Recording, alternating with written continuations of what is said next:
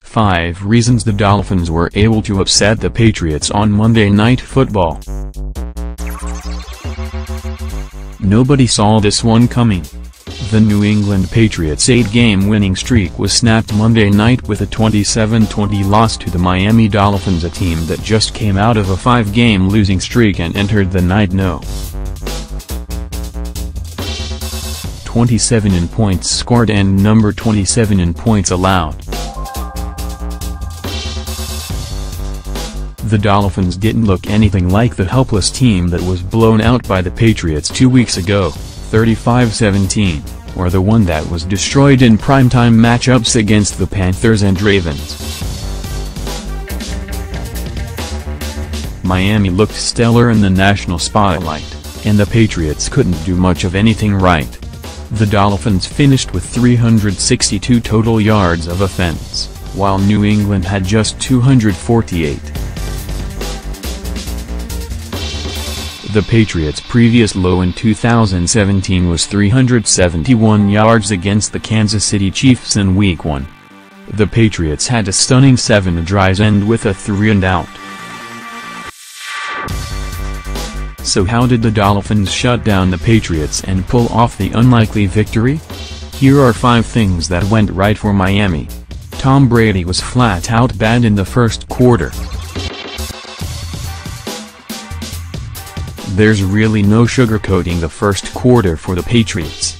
Brady threw 4 passes, and none were caught by New England wide receivers.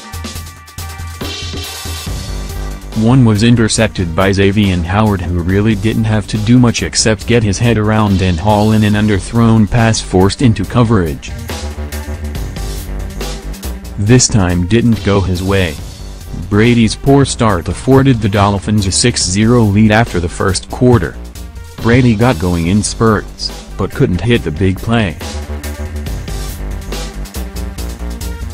The Patriots quarterback finished with 233 passing yards, just the second game of his season under 240 yards.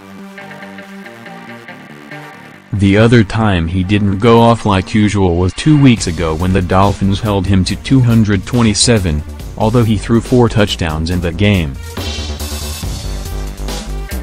He couldn't get in the end zone this time until the fourth quarter and never completed a pass of more than 30 yards until less than 3 minutes were left in the game. He found a rhythm at times, but couldn't hit on the game-breaking play to swing the momentum in New England's favor. Part of that can probably be attributed to the loss of Rob Gronkowski, who was suspended for a late hit last week and had 2 touchdowns in the win over Miami in Week 12, but Brady was also just missing on his opportunities. It didn't help that Howard got his second interception of the game in the third quarter by tracking down Brandon Cooks and making an incredible grab. It was a little underthrown by Brady, but sometimes you just have to tip your hat to another player making a great play. Howard is the first player in 3 years to intercept Brady twice in a game. Kenyon Drake couldn't be stopped. With J.J. shipped to Philadelphia, the Dolphins have had to rely on Drake to step up to the plate, and he's done that in a big way in December. After rushing for 120 yards and a touchdown last week against the Broncos, the first 100-yard game of his career, Drake followed it up with 114 rushing yards and 79 receiving yards against the Patriots. It included a 31-yard rush and a 47-yard reception that each set up the Dolphins in great field position that eventually resulted in points. He didn't get in the end zone, but Drake was the offensive MVP for Miami. New England had 0 running game. With Brady not playing up to his usual standard, the biggest problem for the Patriots was the complete lack of a running game. Dion Lewis finished with just 17 rushing yards on 5 carries, and Rex Burkhead had just 8 yards on his 5 carries.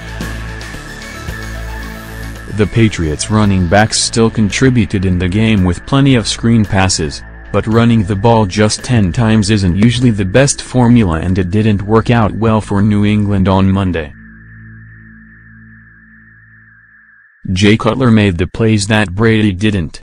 It wasn't that Brady had zero good moments Monday night.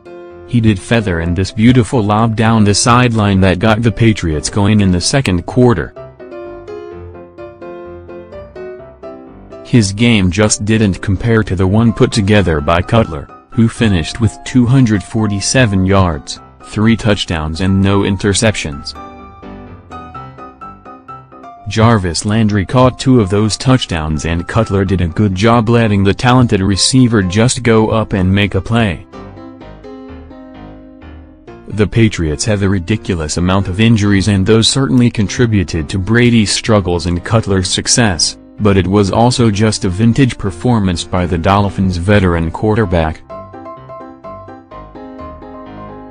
With the win, the Dolphins are still in the postseason hunt at 6-7.